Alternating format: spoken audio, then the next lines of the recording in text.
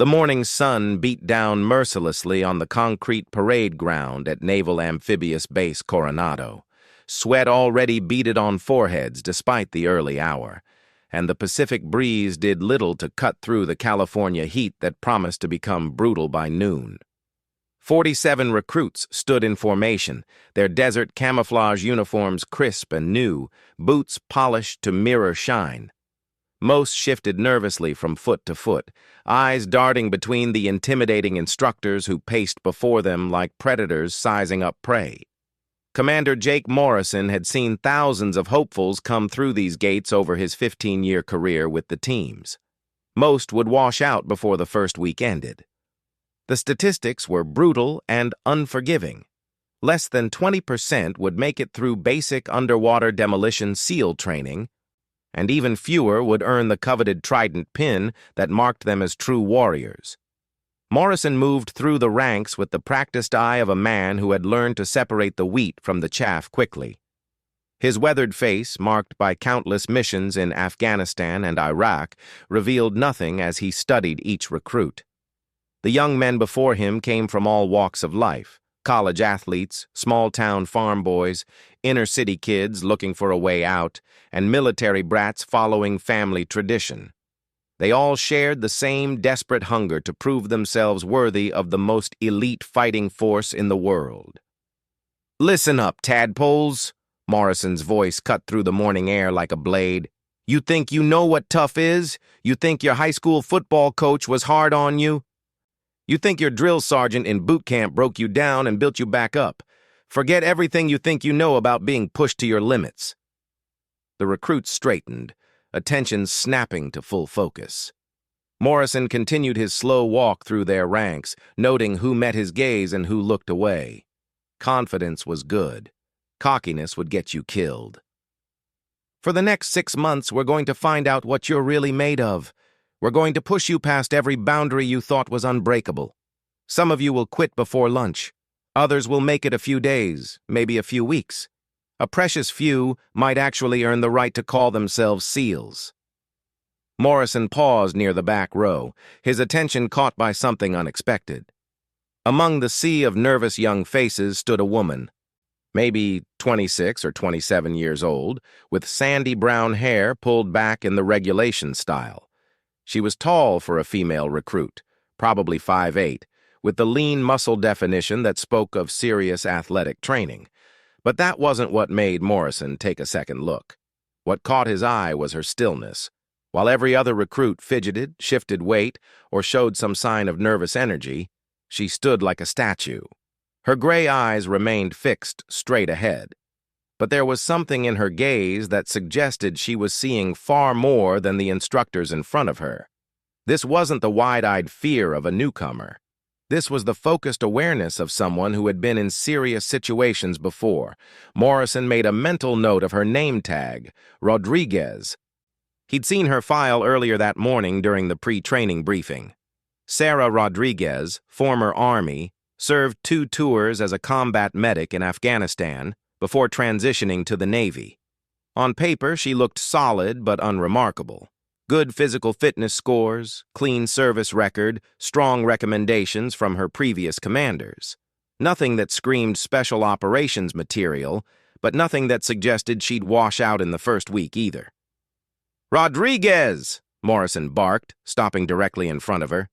"Yes, Commander," she replied without hesitation, her voice steady and clear. "You think being a combat medic prepared you for what we're going to put you through here?" "No, Commander, but I think it prepared me to find out what I'm capable of when it matters most." Morrison studied her for a long moment. The answer was good, confident without being arrogant, realistic about the challenge ahead. Most recruits either claimed they were ready for anything or admitted they had no idea what they were getting into. Rodriguez had found the narrow path between those extremes. "We'll see," Morrison said simply, then moved on to continue his inspection. The morning progressed with the standard intimidation tactics and initial physical assessments. The instructors ran the recruits through basic exercises, push-ups, sit-ups, pull-ups, and a timed run on the beach. Nothing too demanding yet, just enough to weed out anyone who had lied about their fitness level on their application. Rodriguez performed well, but not exceptionally. She knocked out her push-ups with good form, completed her pull-ups without struggle, and finished the beach run in the middle of the pack. Solid performance, but nothing that would make her stand out from the crowd. Morrison found himself watching her more than he usually watched individual recruits on the first day, though he couldn't quite put his finger on why. The breakthrough moment came during the afternoon uniform inspection. The recruits stood in formation while instructors moved down the line, checking for any deviation from the strict grooming and appearance standards. Morrison worked methodically through the ranks, finding the usual minor infractions. A thread out of place here, boots that could be shinier there. Nothing major, just enough to keep the pressure on. When he reached Rodriguez, Morrison began his inspection with the same critical eye he'd applied to every other recruit. Her uniform was immaculate, boots properly shined, hair within regulations. He was about to move on when something caught his eye. As she shifted slightly to maintain her position at attention, her sleeve rode up just enough to reveal the edge of a tattoo on her left forearm. Morrison had seen thousands of tattoos during his career. Most service members had at least one, and the designs ranged from unit insignia to personal remembrances to random artwork picked up during Liberty weekends. But this one was different. Even seeing just a portion of it, Morrison recognized the distinctive lines and curves that could only mean one thing. "Show me your ink, Rodriguez," Morrison commanded. Without hesitation, Rodriguez rolled up her left sleeve to reveal the full tattoo. Morrison felt his breath catch slightly, though his expression remained neutral. There, etched in black ink across her forearm, was the distinctive combat medic badge crossed with the Special Operations Forces logo. Below it, in smaller script, was a date, 15th of June 2019. Morrison knew that date. Every Special Operations medical professional knew that date. It was the day of Operation Nightingale, one of the most classified and dangerous medical evacuation missions conducted during the final years of the Afghanistan conflict. The mission had been deemed so hazardous that regular Army medical units were deemed inadequate. Only Special Operations medics with extensive combat experience and advanced tactical training were considered for the assignment. The fact that Rodriguez had that date tattooed on her arm, combined with the specific insignia, told Morrison everything he needed to know about what kind of combat medic she had really been. This wasn't someone who had spent her tours safely behind the wire treating routine injuries. This was someone who had worked directly with special operations units, someone who had been trusted with the lives of the most elite warriors in the American military. "Interesting artwork," Morrison said carefully, his voice giving nothing away. "Thank you, Commander," Rodriguez replied, rolling her sleeve back down. Morrison moved on to complete his inspection, but his mind was racing. Rodriguez's service file had been deliberately sanitized, he realized. Her actual assignments and the true nature of her combat service had been classified at levels that wouldn't show up in standard personnel records. The woman standing in formation with the other recruits wasn't just another former soldier looking for a new challenge. She was a warrior who had already proven herself in the most demanding circumstances imaginable. The question now was why she was here. Special Operations medics who had served with distinction usually had their pick of assignments when they transitioned between branches. They could write their own ticket to prestigious units and comfortable positions. Walking into the meat grinder of SEAL training suggested either extraordinary ambition or something deeper driving her decision. As the day progressed, Morrison found himself studying Rodriguez with new eyes. Her performance remained consistently solid but never flashy. She helped struggling teammates without being asked, followed orders precisely, and showed no signs of the ego problems that often plagued candidates with prior special operations experience. She wasn't here to prove she was better than everyone else. She was here for the same reason as every other legitimate candidate, to earn her place among the best of the best. The evening brought the traditional first-day speech in the classroom. Morrison stood before the assembled recruits, most of whom looked exhausted despite the relatively easy first day. Tomorrow would begin the real test, and they all knew it. "Today was orientation," Morrison began. "Today was us being nice to you. Starting tomorrow, we begin the process of finding out who among you has what it takes to wear the trident. Some of you are here because you want to be heroes. Heroes get people killed. Some of you are here because you think being a SEAL will make you special. You're already special, or you wouldn't be sitting in this room. We're here to find out if you're special in the ways that matter when bullets start flying and people are depending on you to bring them home alive." Morrison's eyes swept across the room, lingering for just a moment on Rodriguez. She sat with the same focused attention she had maintained all day, absorbing every word without the nervous fidgeting that marked most of her classmates. "The next 6 months will test every aspect of who you are. We'll push your body past what you thought was possible. We'll challenge your mind with complex problems that have no easy answers. Most importantly, we'll put you in situations where quitting is the rational choice. And we'll see who keeps going anyway." The commander paused, letting the weight of his words settle over the room. "Some of you have combat experience. Some of you were star athletes in college. Some of you have been dreaming of this moment since you were children. None of that matters now. What matters is what you do when everything inside you is screaming to quit, and the only thing keeping you going is the knowledge that your teammates are counting on you." After dismissing the recruits to their barracks, Morrison remained in the classroom, reviewing the files of candidates who had caught his attention during the day. Rodriguez's file sat at the top of the pile, and he opened it again, reading between the lines of the sanitized service record. The dates of her deployments corresponded with major special operations campaigns in Afghanistan. Her medical training certifications included advanced tactical medicine and combat trauma surgery, skills that weren't taught to regular Army medics. Most telling were the commendations and awards, many of which were classified at levels that prevented details from being included in her file. Morrison picked up his secure phone and dialed a number he hadn't used in over a year. The call connected after 2 rings. "Colonel Davis." "Mike, it's Jake Morrison at Coronado. I need a favor." "Jake? How the hell are you? What's it been? 2 years since that joint training exercise at Bragg?" "Something like that."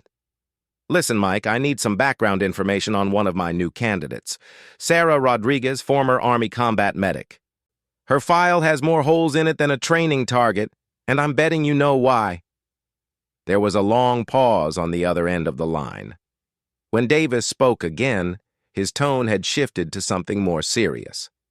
"Jake, why are you asking about Rodriguez?" "She's in my SEAL class, claims to be a regular combat medic, but her tattoo tells a different story. Operation Nightingale, June 2019. Another pause, longer this time. Morrison could almost hear the wheels turning in his old friend's head. "How much do you need to know?" "Enough to understand what I'm dealing with. She's not like the other candidates, and I need to know if there's something I should be concerned about or something I should be watching for." "Rodriguez was attached to my unit for the better part of 3 years, Davis said carefully. "She wasn't a regular medic, Jake. She was one of the best tactical medical specialists we ever worked with. Saved more lives than I can count, including some missions where lesser medics would have folded under the pressure." Morrison felt pieces clicking into place. "What happened? Why did she transition to Navy?" "That's where it gets complicated," Davis replied. "There was an incident during her last deployment. Nothing she did wrong, but it left some scars. She blamed herself for things that were completely beyond her control. When her enlistment was up, she said she needed to prove something to herself. Guess we know what that something was." Morrison thanked his friend and ended the call, his understanding of Sarah Rodriguez completely transformed. She wasn't just another candidate with prior service experience. She was a warrior who had served at the highest levels, who had saved lives in impossible situations, and who was now pushing herself into an even more demanding crucible for reasons that had nothing to do with career advancement. As Morrison prepared to leave his office, he made a decision that would shape how he approached Rodriguez's training. She wouldn't receive any special treatment. That would be unfair to her and to her classmates. But he would watch her carefully, not because he doubted her abilities, but because he recognized in her the kind of driven perfectionism that could be either a tremendous strength or a dangerous weakness. The next morning would bring Hell Week preparation, and Morrison knew that Rodriguez would face the same brutal tests as every other candidate. But now he understood that for her, the real battle wouldn't be against the physical challenges or the mental pressure. It would be against whatever demons had driven her to leave a successful special operations career and start over again in pursuit of something even more demanding.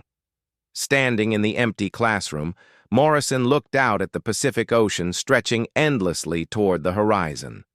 Somewhere out there, in some future mission that hadn't been planned yet, the lives of American warriors would depend on the decisions he made in the coming months about which candidates deserved to wear the trident. Sarah Rodriguez had already proven herself capable of saving lives under the most extreme pressure imaginable. The question now was whether she could prove to herself that she deserved to be among the most elite warriors in the world. Morrison suspected that her journey through SEAL training would be unlike anything he had seen before, and he found himself looking forward to discovering just what kind of SEAL she might become. The tattoo had revealed her secret, but Morrison sensed that her real story was just beginning to unfold. The alarm sounded at 0400 hours, cutting through the darkness of the barracks like a chainsaw. Rodriguez was awake before the sound reached full volume, a habit ingrained by years of combat deployments where the difference between waking fast and waking dead could be measured in milliseconds. Around her, other candidates stumbled from their racks, cursing and fumbling for gear in the dim light. Week 3 of basic underwater demolition dock SEAL training had claimed another 8 candidates. The original group of 47 was now down to 31, and the real hell hadn't even started yet. Rodriguez moved through her morning routine with mechanical precision: gear check, uniform inspection, quick mental inventory of the day ahead. She had learned not to think too far ahead in this place. Each moment demanded complete focus, and worrying about tomorrow's challenges was a luxury that could cost you everything. "Move, move, move!" Instructor Petty Officer Martinez's voice boomed through the barracks. "You've got 4 minutes to be on the grinder in full gear. Anyone who's late gets to enjoy a special breakfast of sand and salt water." Rodriguez was among the first dressed and ready, her gear arranged exactly according to regulations. She noticed that several of her classmates looked to her for guidance during equipment checks, a natural leadership role that had emerged without her seeking it. In the weeks since training began, she had become the unofficial medic for minor injuries and the go-to person for candidates struggling with technical aspects of their equipment. The morning began with physical training on the beach, the Pacific Ocean stretching gray and endless under the pre-dawn sky. Rodriguez fell into formation with the others as they began the ritual of calisthenics designed to push their bodies to the breaking point. Push-ups, sit-ups, pull-ups, and mountain climbers, basic exercises made brutal by the relentless pace and the instructor's demanding standards. "Rodriguez!" Commander Morrison's voice cut across the beach. "Front and center!" Rodriguez double-timed it to where Morrison stood, coming to attention despite the sand that had worked its way into every piece of her gear. The commander studied her for a moment, his expression unreadable. "You're performing well, but I've noticed something interesting," Morrison said. "Your classmates look to you for guidance, especially during medical emergencies." Yesterday, when Petty Officer Candidate Williams dislocated his shoulder during the obstacle course, you had him stabilized and ready for transport before the medical corpsman arrived on scene. Rodriguez kept her eyes fixed straight ahead. Just applying my previous training, Commander. Previous training, Morrison repeated slowly. Right. Well, your previous training is about to be tested in ways you've never experienced before. Today, we begin combat diving operations. The pool exercises you've done so far have been preparation for the real thing. Today, we find out how you handle yourself when you can't breathe, can't see, and can't think straight. The dive tank at Coronado was legendary among SEAL candidates, 50 meters long, 12 meters deep, and filled with obstacles designed to simulate the most challenging underwater environments they might encounter in real operations. The water was kept cold enough to induce hypothermia, murky enough to eliminate visibility, and filled with enough hazards to challenge even experienced combat swimmers. Rodriguez stood on the pool deck with her diving partner, Petty Officer Candidate Thompson, a former college swimmer from Ohio who had struggled with the mental aspects of training despite his obvious physical abilities. They wore full scuba gear, but Rodriguez knew that the instructors would find ways to complicate what should have been a routine dive. "Listen up, tadpoles," Instructor Martinez announced. "Today's exercise is simple. You'll swim from one end of the tank to the other, navigate through the obstacle course at the bottom, retrieve a flag from the far end, and return to your starting position. Easy enough that a child could do it." Martinez paused, his smile promising complications that hadn't been mentioned yet. "Oh, and one more thing. Halfway through the exercise, we're going to shut off your air supply.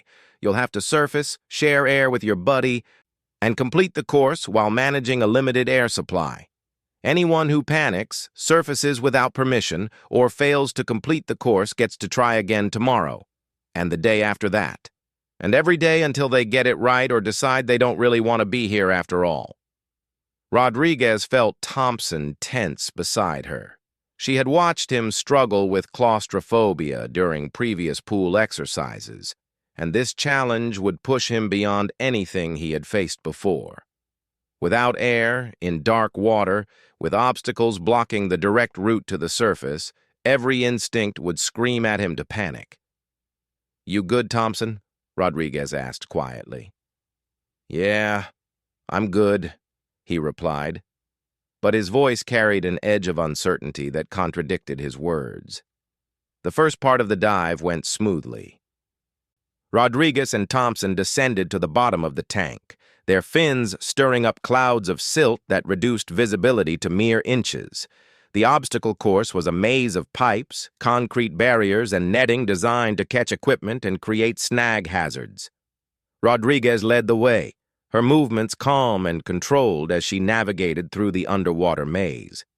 Thompson stayed close behind her, following her lead as they worked their way toward the flag at the far end of the course. Rodriguez could sense his growing anxiety through the water. His movements were becoming more frantic, his air consumption increasing as stress took its toll. She knew that when the instructors cut their air supply, Thompson would be in serious danger of panic. The air cutoff came without warning, exactly as promised. One moment, Rodriguez was breathing normally through her regulator. The next, she was sucking on nothing but water. The sensation was immediate and terrifying, the primal fear of drowning that every human being carried in their DNA. But Rodriguez had experienced this before, during combat diver training with her Special Operations Unit. She knew how to manage the fear and focus on the solution. Thompson's reaction was immediate and violent.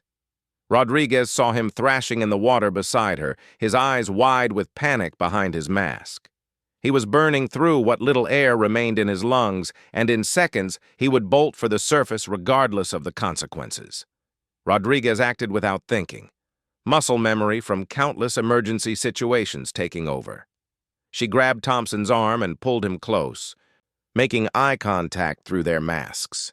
Her expression was calm and commanding, projecting the kind of confidence that could cut through panic like a knife through paper.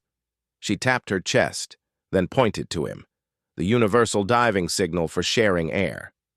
Rodriguez removed her regulator and handed it to Thompson, who grabbed it desperately and took several deep breaths.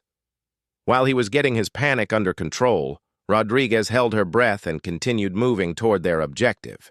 The flag was still 20 meters away through the obstacle course, and they had limited time before the lack of oxygen would force them to surface whether they wanted to or not. Working together, with Rodriguez coordinating their shared air supply and Thompson following her navigation, they reached the flag and began the return journey. The shared air system required perfect timing and communication. One person would breathe while the other held their breath and swam, then they would switch. It was a delicate dance that required absolute trust between partners. Rodriguez found herself thinking about Afghanistan as they swam through the dark water.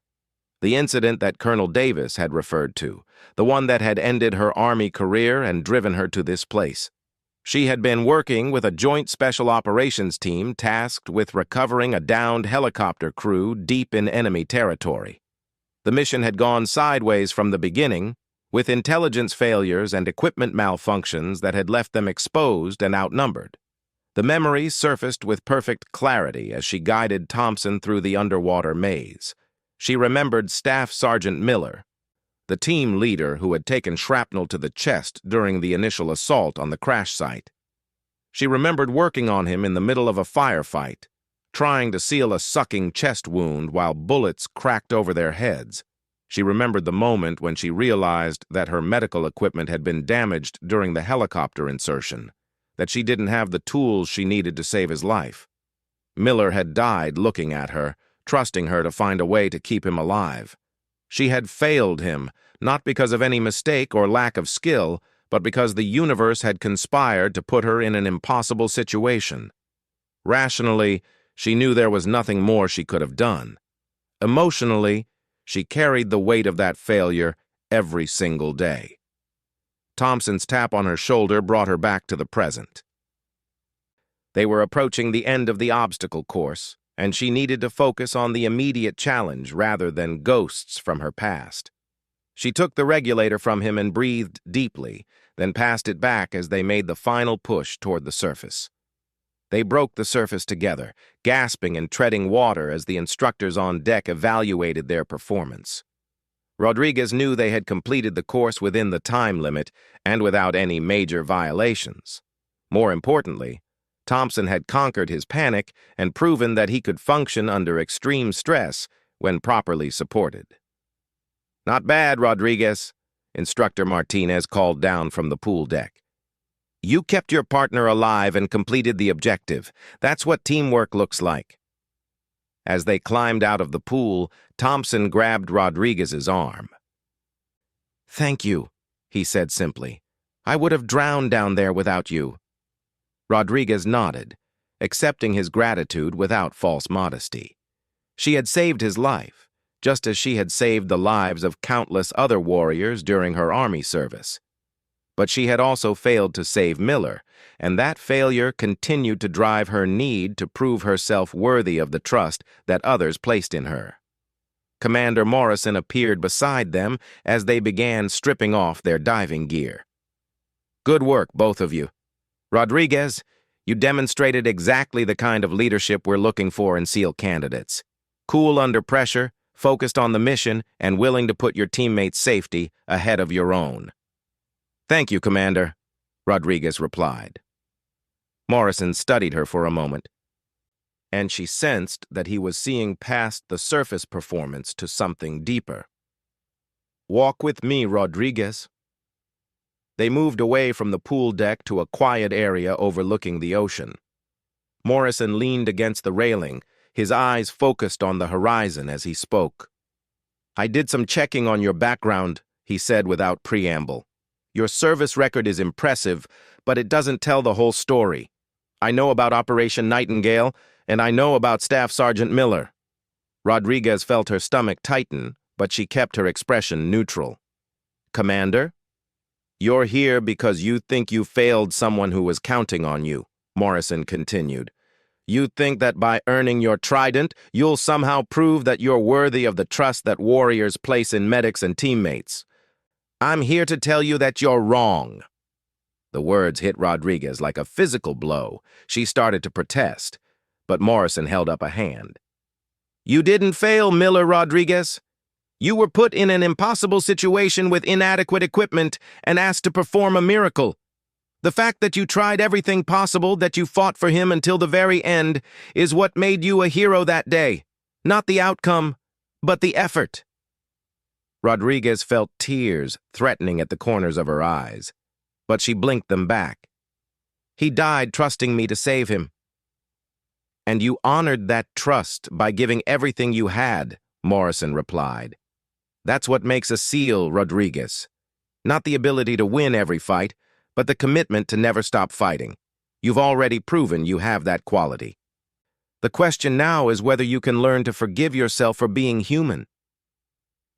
They stood in silence for several minutes, watching the waves roll endlessly toward shore.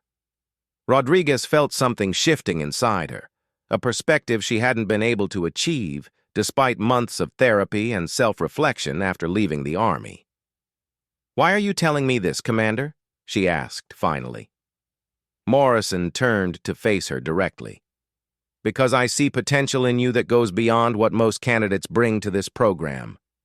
You have the technical skills, the physical ability, and the mental toughness to be an exceptional SEAL. But more than that, you have the moral courage to put others before yourself, even when it costs you everything. That's rare, Rodriguez. That's what we're really looking for here. Morrison paused, choosing his words carefully. But I also see someone who's trying to punish herself for something that wasn't her fault. That kind of thinking will get you killed in the teams, and worse, it might get your teammates killed. We need warriors who are confident in their abilities, who trust their training and their judgment when everything is falling apart around them. Rodriguez absorbed his words, feeling the truth of them resonating in ways she hadn't expected. What do I need to do? Keep being the warrior you've always been, Morrison said. Help your teammates, lead by example, and trust in the skills that have kept you and others alive in the worst possible circumstances. But stop trying to achieve the impossible. Stop trying to save everyone. Sometimes the best you can do is fight with everything you have and accept the outcome, whatever it may be. As they walked back toward the training area, Rodriguez felt a subtle shift in her perspective. The drive to prove herself was still there, but it was no longer colored by the desperate need to atone for perceived failures. Instead, it was becoming something healthier, a desire to honor the trust that her future teammates would place in her by being the best possible version of herself. The afternoon brought more challenges: weapons training, tactical exercises, and the endless physical conditioning that was the backbone of SEAL preparation. Rodriguez attacked each challenge with the same focused intensity she had always brought to difficult situations, but now there was something different in her approach. She was no longer fighting against herself as much as she was fighting for her team. During the final exercise of the day, a complex navigation course that required candidates to work in pairs while carrying heavy equipment across varied terrain, Rodriguez found herself partnered with candidate Williams, the same man who had dislocated his shoulder earlier in the week. His injury had healed enough for him to participate in training, but he was still favoring the arm and struggling with confidence. "You sure you're good to go, Williams?" Rodriguez asked as they prepared their gear. "I have to be," he replied. "If I can't complete today's exercise, I'm out. This is my last chance to prove I belong here." Rodriguez understood the pressure he was feeling. Every candidate lived with the knowledge that any day could be their last, that any failure could end their dreams of becoming a SEAL. But she also recognized the kind of fear-driven desperation that could lead to dangerous decisions. "We'll take it steady and smart," she told him. "The objective is to finish the course, not to win a race.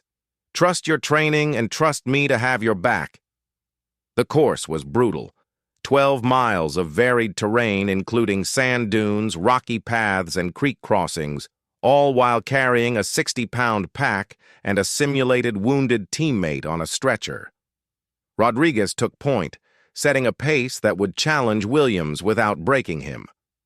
When he stumbled or struggled with the weight, she was there to provide support without making him feel weak or incapable. Halfway through the course, Williams's shoulder began to give out. Rodriguez could see him gritting his teeth against the pain, refusing to admit that he was struggling. She made a decision that would have significant consequences for both of them. "Switch positions," she ordered. "I'll take the heavy end of the stretcher." "I can handle it, Rodriguez," Williams protested.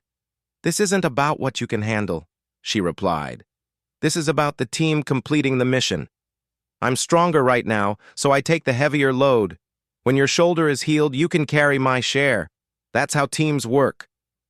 Williams accepted her logic, and they continued the course with Rodriguez bearing the majority of the weight. Her own muscles screamed in protest, and she could feel her energy reserves depleting rapidly. But they maintained their pace and reached each checkpoint within the required time limits. The final checkpoint required them to simulate treating casualties while under enemy fire. Rodriguez's medical training gave her a natural advantage in this exercise, but she made sure to include Williams in every decision and procedure. She explained her actions as she worked, turning the exercise into a teaching moment that would benefit both of them in future training. They crossed the finish line together, exhausted but successful. Williams looked at Rodriguez with a mixture of gratitude and respect that she had seen many times before in Afghanistan. It was the look of someone whose life had been saved by a person willing to sacrifice their own comfort and safety for the good of the team. "I owe you one, Rodriguez," Williams said as they began the walk back to base. "You don't owe me anything," she replied. "You just did the same thing for me that I did for you. We both finished the course, and we both proved we belong here. That's what matters." As they approached the barracks, Rodriguez caught sight of Commander Morrison watching them from a distance. He gave her a small nod of approval before turning away, and she knew that he had observed the entire exercise. Her decision to help Williams hadn't gone unnoticed, and she suspected it had been evaluated as carefully as any other aspect of her performance.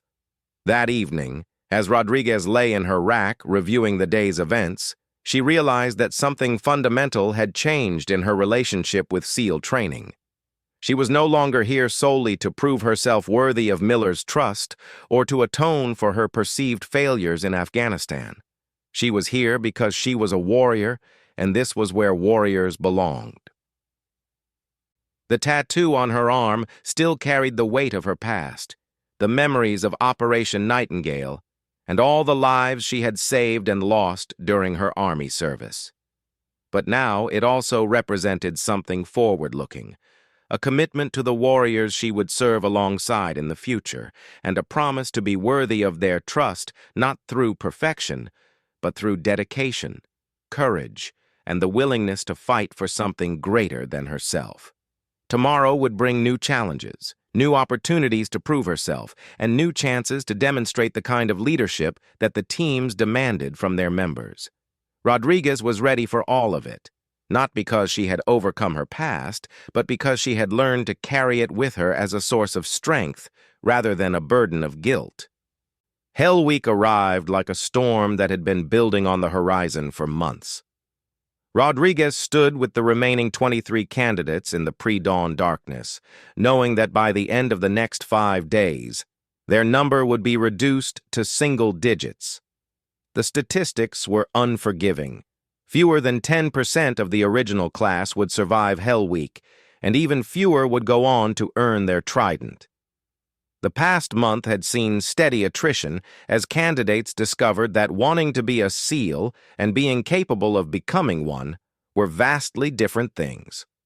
Rodriguez had watched good men break under the relentless pressure, their dreams shattered against the uncompromising standards that separated the elite from the merely exceptional. Each departure had been a reminder of how thin the line was between success and failure in this unforgiving environment. Commander Morrison stood before them in the darkness, his weathered face illuminated by the harsh light of the flood lamps that had been positioned around the training area. Behind him, the instructors waited like predators preparing to hunt, their expressions promising 5 days of suffering that would test every aspect of the candidate's physical, mental, and emotional endurance. "Gentlemen and lady," Morrison began, his voice carrying clearly across the silent formation, "welcome to Hell Week. For the next 5 days, you will receive a maximum of 4 hours of sleep. You will be cold, wet, sandy, and exhausted beyond anything you have ever experienced. You will be pushed to the absolute limits of human endurance, and then pushed further." Rodriguez felt the familiar calm settling over her, the mental state she had learned to achieve before difficult missions in Afghanistan. Fear was present but controlled, adrenaline flowing but not overwhelming her judgment. Around her, she could sense the tension radiating from her classmates as they prepared for what many of them knew would be the defining experience of their military careers. "Some of you will quit in the next hour," Morrison continued. "Others will make it through today but break tomorrow. A precious few will endure all 5 days and prove that they have the mental toughness to be warriors in the most elite fighting force in the world. There is no shame in quitting. SEAL training is designed to be harder than actual combat. But if you quit, you will spend the rest of your life wondering if you could have made it through." The horn sounded at precisely 2200 hours, marking the official beginning of Hell Week. Instantly, the training area erupted into chaos as instructors descended on the candidates with air horns, blank ammunition, and simulated explosions designed to create maximum disorientation and stress. Rodriguez dropped to the sand with her classmates as the instructors screamed orders and fired blanks over their heads. "Move! Move! Move! Into the surf! Everyone in the ocean, right now!" The Pacific Ocean in December was brutally cold, with water temperatures in the mid-50s that would induce hypothermia within minutes without proper protection. Rodriguez plunged into the surf with her classmates, the shock of the cold water driving the breath from her lungs and causing her muscles to seize involuntarily. But she had experienced cold water training before, and she forced herself to relax and control her breathing while others around her gasped and struggled. "Link arms!" Instructor Martinez shouted over the sound of the waves. "Nobody moves until everyone is ready to move together." Rodriguez found herself in the middle of the human chain, with Thompson on one side and a young candidate named Jackson on the other. Jackson was shivering violently, his teeth chattering so hard she could hear them over the surf. She squeezed his arm reassuringly, while maintaining her own position against the powerful waves that tried to knock them off their feet. "Stay with me, Jackson," she shouted over the noise. "Control your breathing. In through your nose, out through your mouth. We're all cold, but we're all together." The next hour was a blur of surf torture, log PT with telephone pole-sized pieces of timber, and sand-covered calisthenics that seemed designed more to break spirits than build strength. Rodriguez moved through each evolution with mechanical precision, her body operating on muscle memory while her mind stayed focused on the immediate task at hand. She had learned long ago that survival in extreme situations required breaking time down into manageable chunks, not thinking about the next 5 days, not even thinking about the next 5 hours, but focusing only on the next 5 minutes. By dawn, 3 candidates had rung the bell that marked their withdrawal from training. Rodriguez wasn't surprised by any of the departures. She had identified all 3 as potential quitters during previous weeks of training. They were good men who had given their best effort, but they lacked the specific combination of physical toughness and mental resilience that SEAL training demanded. The first day continued with a series of evolutions designed to test every aspect of the candidate's capabilities. Boat races in the surf, where 7-man teams had to carry 200-pound inflatable boats over their heads while running through soft sand. Obstacle course races where teams had to work together to overcome barriers that no individual could surmount alone. Weapons training where frozen fingers had to maintain precision while manipulating complex equipment. Rodriguez found herself naturally assuming leadership roles during team exercises, not because she sought the position, but because her experience and calm demeanor made others look to her for guidance.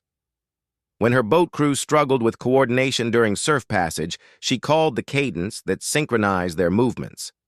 When Jackson began showing signs of severe hypothermia during weapons training, she spotted the symptoms early and got him medical attention before the situation became dangerous. "Rodriguez!" Commander Morrison's voice cut across the training area during a brief break between evolutions. "Over here!" Rodriguez double-timed to where Morrison stood with several other instructors, all of them studying her with expressions she couldn't read. Her immediate thought was that she had made some mistake, violated some regulation that she hadn't been aware of.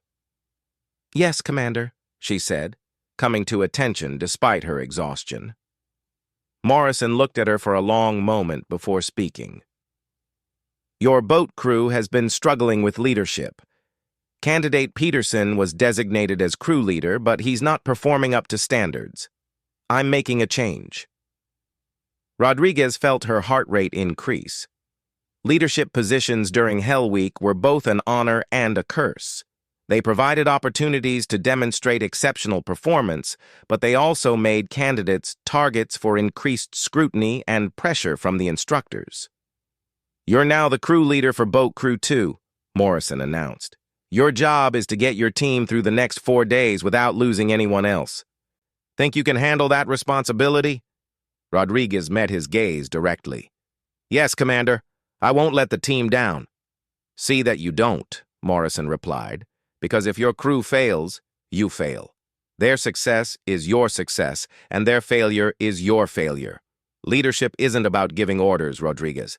It's about taking responsibility for outcomes, good and bad." As Rodriguez returned to her boat crew, she could feel the weight of new responsibility settling on her shoulders. The 6 men under her command were exhausted, cold, and operating on the edge of their physical limits. Peterson, the former crew leader, looked relieved to hand over the burden of leadership, but also somewhat resentful at being replaced. Thompson and Jackson were struggling, but still determined to continue. The other 3, Williams, Carter, and Nunez, were solid performers who would follow strong leadership, but might falter without it. "Listen up," Rodriguez addressed her crew during the brief break between evolutions. "We've got 4 more days to get through together. I know you're all hurting, I know you're all exhausted, but we're going to make it through as a team. Nobody gets left behind, nobody quits on my watch." She paused, making eye contact with each man in turn. "I'm not here because I'm better than any of you.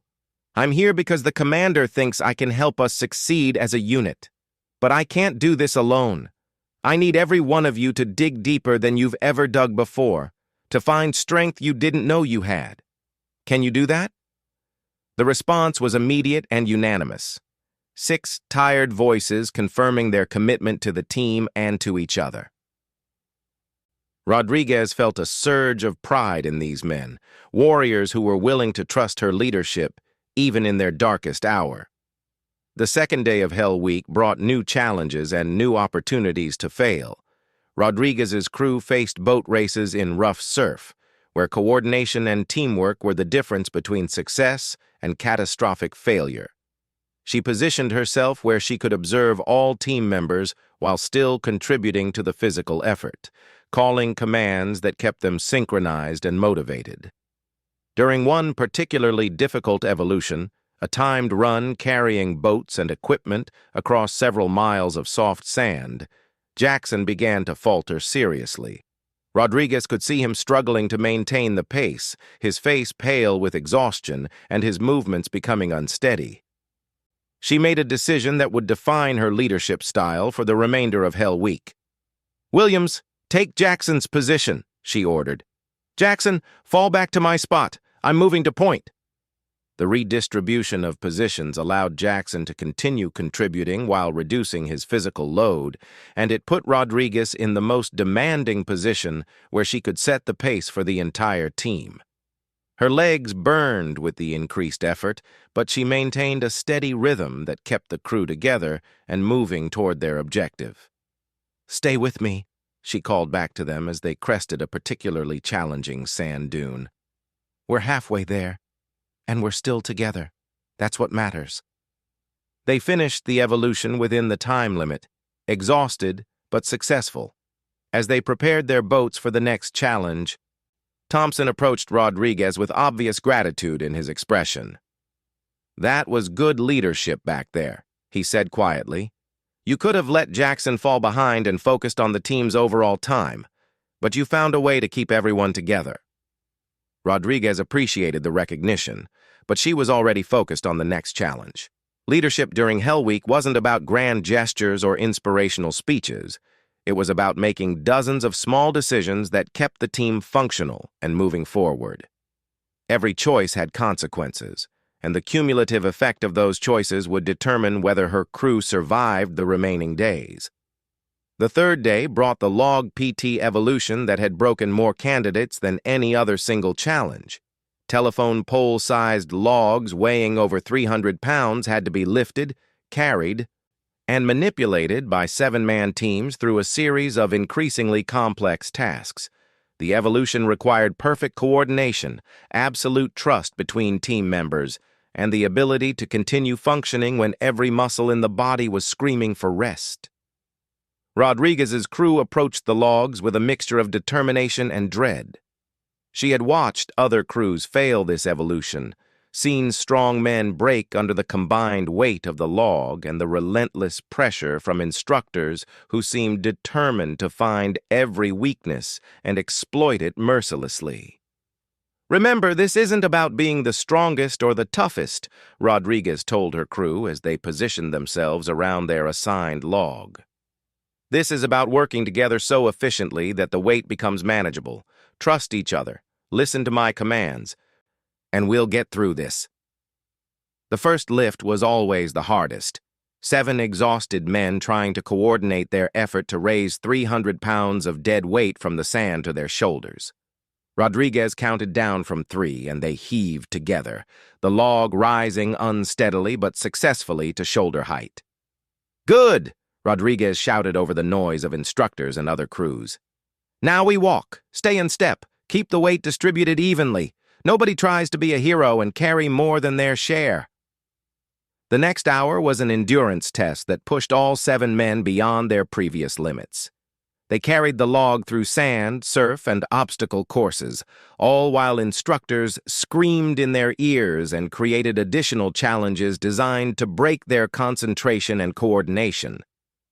Rodriguez felt her shoulders burning with pain, felt her legs trembling with exhaustion, but she maintained her position and continued calling commands that kept the crew synchronized. During one particularly difficult moment when they were required to hold the log overhead while performing squats in unison, Nunez began to falter. Rodriguez could see his arms shaking, could tell that he was about to drop his portion of the weight, which would cause the entire log to crash down and potentially injure someone. "Switch positions with me, Nunez," Rodriguez ordered. "Take my spot. I'll take yours." The position switch put Rodriguez at the end of the log, where the leverage made the weight significantly heavier and more difficult to control. Her arms immediately began burning with the increased load, but she gritted her teeth and maintained her grip. The crew continued the exercise successfully, with Nunez able to contribute from a position that better matched his remaining strength. When the log PT finally ended, Rodriguez's crew was one of only 4 that had completed all evolutions without dropping their log or losing a team member. She felt a surge of pride in her men, but she also knew that they still had 2 more days of Hell Week ahead of them. That night, during one of their brief rest periods, Jackson approached her with obvious emotion in his voice. "I want to thank you for keeping me in the crew," he said. "I know I've been the weak link, and you could have let me fail." Rodriguez looked at him seriously. "You haven't been the weak link, Jackson. You've been exactly where you needed to be, part of a team that's succeeding because everyone is contributing what they can. That's what the teams are about. Not individual heroes, but warriors who trust each other completely and fight for each other no matter what." The fourth day of Hell Week featured the dreaded around-the-world paddle, where boat crews had to navigate their inflatable boats around San Diego Bay in rough weather conditions.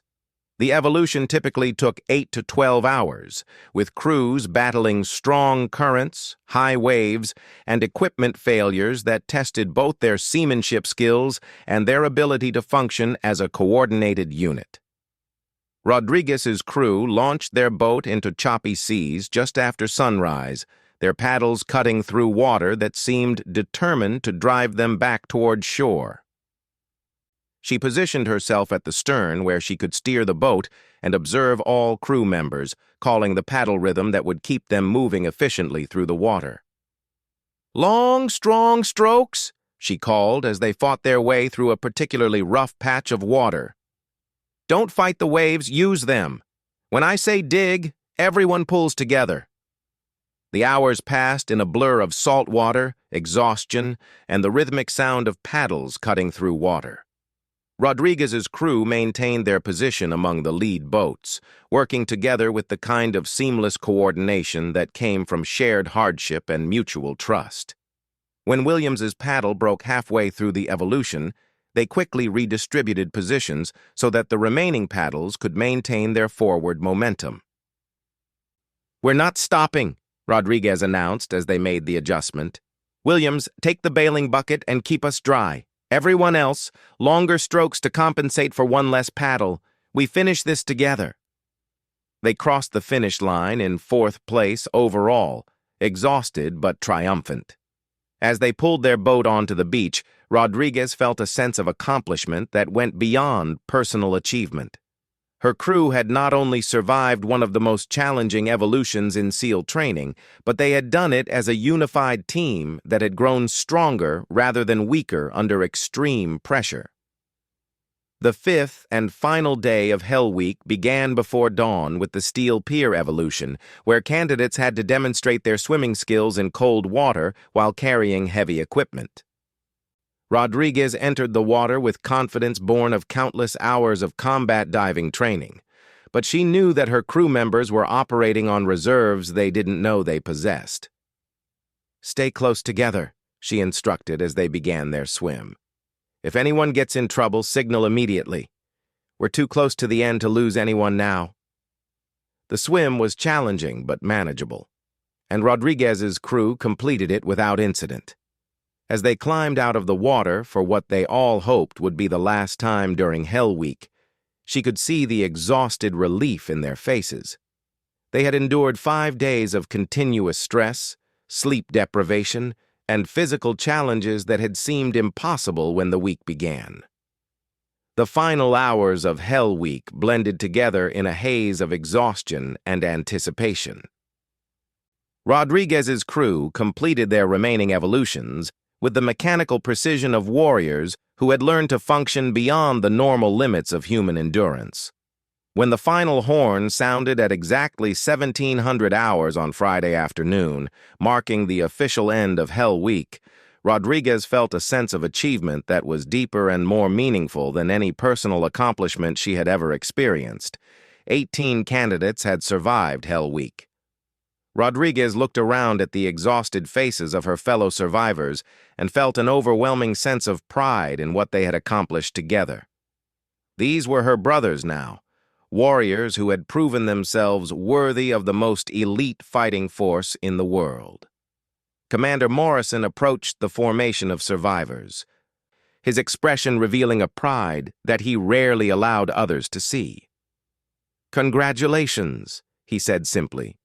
"You have completed Hell Week. You have proven that you have the mental toughness and physical endurance to be considered for membership in the teams. But remember, Hell Week is just the beginning. You still have months of training ahead of you, and every day will be a test of your commitment to the warrior ethos. Morrison's eyes found Rodriguez in the formation, and she saw something in his gaze that she had never seen before: respect for her as a warrior and recognition of her leadership abilities. "Rodriguez, front and center." Rodriguez stepped forward, her exhausted body still responding to commands with military precision. Morrison studied her for a moment before speaking. "During Hell Week, you demonstrated the kind of leadership that the teams require from their warriors," he said.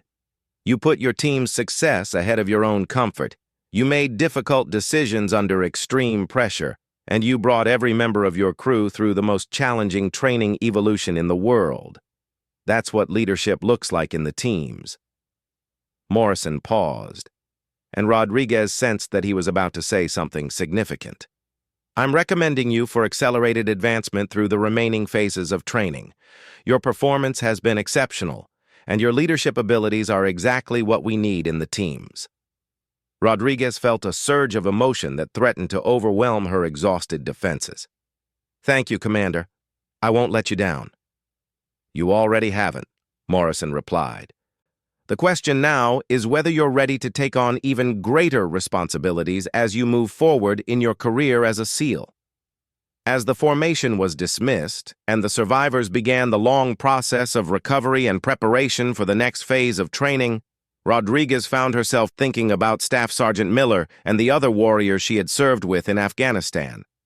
She carried their memory with her not as a burden of guilt, but as a reminder of the trust that warriors place in each other and the responsibility that comes with that trust. The tattoo on her arm still bore the date of Operation Nightingale, but now it represented something new. Not just the memory of what she had lost, but the promise of what she could become. She was no longer just a face among many, hoping to prove herself worthy of acceptance. She was a leader, a warrior who had earned her place among the most elite fighters in the world through dedication, courage, and the willingness to sacrifice for something greater than herself. As Rodriguez walked toward the barracks with her crew, she realized that her journey was just beginning. SEAL training would continue for months, followed by advanced courses and eventual assignment to an operational team. But Hell Week had transformed her from a candidate seeking acceptance into a leader ready to take on the awesome responsibility of protecting and serving alongside the finest warriors she had ever known. The commander had spotted her tattoo and seen past the surface to the warrior within. Now it was time for Rodriguez to continue proving herself worthy of the trust that her future teammates would place in her, and to honor the memory of those who had fought and died alongside her by being the kind of SEAL who never left anyone behind.